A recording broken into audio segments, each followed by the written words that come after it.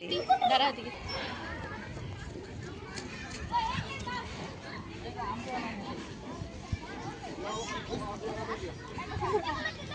বিষয়ে কিবা কৈ দিয়া সিধা।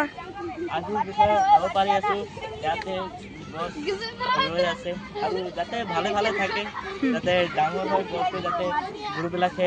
আজিৰ দিনটো কিয় বিশেষ? আজিৰ যাতে আমাৰ এই যাতে বিশ্বখন, যাতে আমাৰ স্কুলখন যাতে একবাৰে সেউজীয়া তুলিব পাৰোঁ, এইকাৰণে গছ ৰৈ আছোঁ। এইটোৱে বিশ্ব পৰিৱেশ দিৱস হিচাপে পালন কৰোঁ। যাতে নাম মাত্ৰ বিশ্ব পৰিৱেশ দিৱস নহয়, যাতে গছটো ডাঙৰে হয় আৰু আমালোকৰ কাৰণে যাতে চাহ দিয়ে। আৰু গছ বহুত উপকাৰী হয়, আমি জানো সকলোৱে। তাৰপিছত এইটো কি গছ? এইটো কি গছ? হা, নাম নাজানা? আচ্ছা,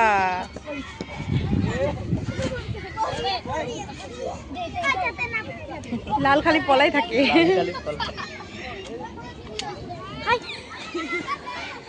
আমি গছ ৰুই আছো গাইজ, আহক অলপ দেখাই দিম আপোনালোকে।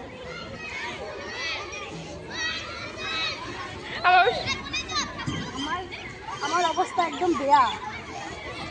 এইটো আপোনালোকে গছটো চালে গম পাব।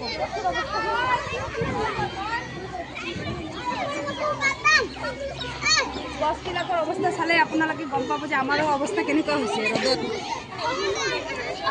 আশা কৰোঁ গোটেই গছবিলাক জিন্দা হৈ যাব, মানে বাচিব।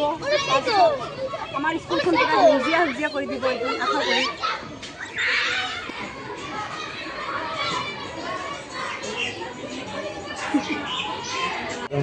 কৰি আমি পৰিৱেশটো নষ্ট কৰি আছোঁ তেনেকুৱা যেন লাগিছে।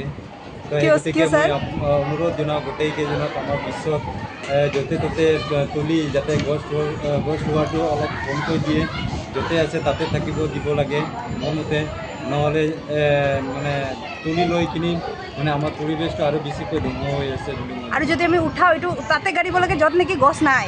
হয়, য'ত নাই তাতে গাড়িব লাগিব।